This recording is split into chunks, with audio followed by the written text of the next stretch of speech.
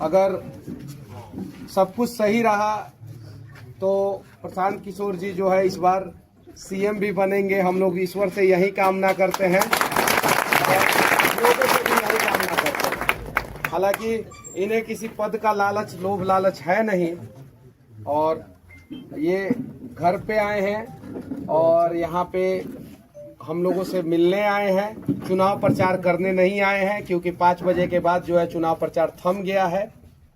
और ये उस गांव में आए हैं, तिरवाह का ये वो गांव है जिस गांव में सबसे ज्यादा बाढ़ आता है, कभी सड़क तक नहीं था, बांध के किनारे हम लोगों का घर है, सब लोग कब नदी काट लेगा कोई गारंटी नहीं है, और वहां पे ये दूसरी बार आए हैं। तो बस मैं आप लोगों से यही कहना चाहता हूं, निवेदन करना चाहता हूं कि आप लोग शांति बनाए रखिए और शांति बनाए रखिए।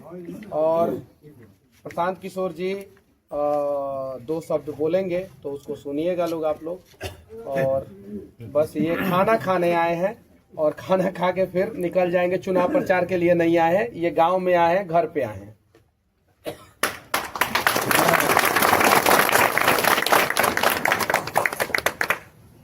अभी कुछ बोलने का मतलब सब रिकॉर्डे हो रहा है।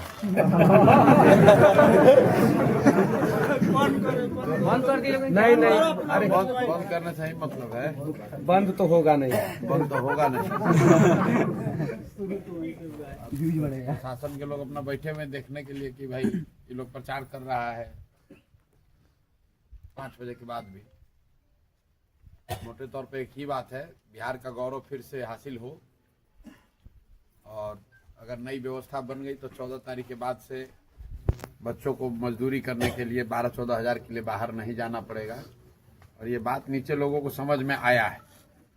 जितने प्रवासी मजदूर आए हैं बिहार में, जो रह रहा है 3 साल से बात सुन रहा है, उसके समझ में आया चाहे नहीं, लेकिन प्रवासी मजदूर जो आया है नया लड़का सब, वो पूरा एकदम बोझा उठाया हुआ है कि नहीं, बिहार में व्यवस्था इस बार हम लोग को बदलना है। तो आप लोग भी कंधा लगाइए।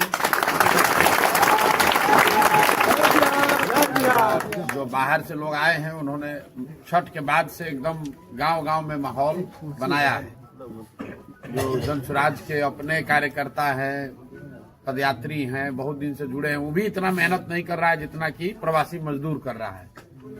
और आज हम आ रहे थे मोतिहारी से, मोतिहारी में 10-12 लड़का मिला, बोला भैया अभी उतरे हैं। आज देखिए पीठ पर भी हम लोग का बैग अभी उतारे नहीं है, इसलिए खाली आए हैं कि छठ में नहीं आ सके थे, लेकिन वोट देने आए हैं। अब मोतिहारी में अतुल कुमार जन स्वराज का प्रत्याशी हम लोग वहीं से सोच कर आए कि इन्हीं को वोट देंगे हम लोग। हमको अपने लगा यार ये आदमी आ रहा है वहां से, इसको कैसे मालूम है। तो इतना लड़के ठान कर इस बार आए हैं बदलने के लिए, पूरा जोड़ लगा रहे हैं। और हमको लगता है कि जो भ्रम अभी चल रहा है कि महिला लोग पैसा ले ली वोट दे देगी, कई लोग लग रहा है कि महिला ही तय करेगी, ऐसी बात नहीं है। इस बार मेरी अपनी समझ है कि बिहार के चुनाव का एक्स फैक्टर युवा है, प्रवासी मजदूर है, महिला नहीं है।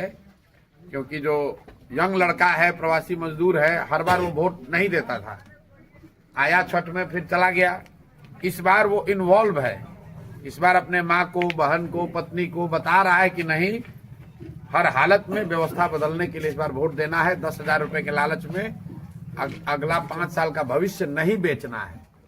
अभी 10,000 रुपया लेके वोट दे दीजिएगा, फिर 5 बरस वही भ्रष्टाचार, वही लूट, वही बदमाशी, वही बेरोजगारी, वही पलायन। तो मुझे लगता है कि बहुत लोग कह रहा है कि 10,000 रुपया लेने से नीतीश कुमार को बहुत वोट मिलेगा। हमको नहीं लगता है कि मिलेगा, इसलिए कि महिलाएं पैसा आप दीजिएगा तो कोई तो ले ही लेगा, पैसा लेने में दिक्कत नहीं है, लेकिन वो वोट नहीं देगी 10,000 रुपए पर, ऐसा मुझे लगता है। इतना जरूर हुआ है कि 10,000 रुपया मिलने से लोग नीतीश कुमार को गरिया रहा है कम।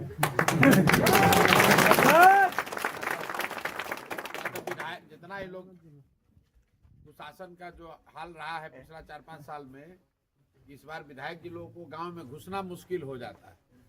अभी भी मुश्किल है, कितना विधायक जी लोग को तो दौड़ाया ही, पब्लिक दौड़ाइए रही है, लेकिन ये 10,000 रुपया मिलने से लोगों को थोड़ा गाली गलौज कम हो रहा है, लेकिन वोट पर असर इसका बहुत नहीं पड़ेगा, ऐसा हमको लगता है। इस बार का चुनाव का एक्स फैक्टर, पहली बार प्रवासी मजदूर जो है वो इतना बिहार के चुनाव में इन्वॉल्व हुआ है। नहीं तो वो तो बाहर चला गया, कमाने खाने में रहता है, बिहार की राजनीति में ज्यादा इन्वॉल्व होता नहीं है। इस बार वो अपने कंधे पर उठाया हुआ है, हमको दिख रहा है कि लड़कों ने अपने कंधे पर उठाया हुआ है कि ना भैया इस बार व्यवस्था बदलना है। आप लोगों से भी आग्रह है कि जब वोट पड़े, आपने देखा होगा पहले चरण में 65% से ज्यादा वोट पड़ा है। आज तक बिहार के इतिहास में कभी इतना वोट नहीं पड़ा है। ये वोट दिया कौन? यही जो लड़के बाहर से आए हैं, खुद वोट दे रहे हैं और गांव में वोट दिलवा रहे हैं। 65, 66, 68% तक, कई जगह 70% वोट पड़ा है। ये परिवर्तन को दिखा रहा है, ये दिखा रहा है कि बदलाव निश्चित है और अगर बदलाव होगा तो बेहतर के लिए बदलाव हो, यही हम लोग आशा अपेक्षा रखते हैं। जनसुराज जीते हारे उससे मतलब नहीं है। बिहार का स्थिति सुधरना चाहिए, बिहार जीतना चाहिए, बिहार में लोगों का भविष्य सुधरना चाहिए।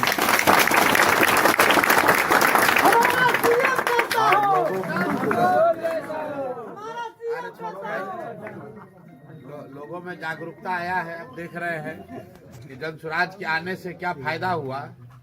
कि पहला चुनाव है बिहार में हम लोग के यादाश्त में जहां अगड़ा पिछड़ा पर चर्चा नहीं हुआ, जहां हिंदू मुसलमान नहीं हुआ।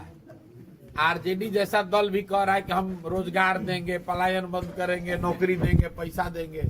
न तो ये सब चुनाव शुरू होता है और अगड़ा पिछड़ा चालू करता है, जातियों का लड़ाई चालू करता है। तो जनसुराज का पहला योगदान तो आप यही मान सकते हैं कि इस बार के चुनाव में कहीं हिंदू मुस्लिम नहीं हुआ, कहीं अगड़ा पिछड़ा नहीं हुआ। सही चाहे गलत, हर आदमी नौकरी की बात कर रहा है, हर आदमी पलायन रोकने का बात कर रहा है।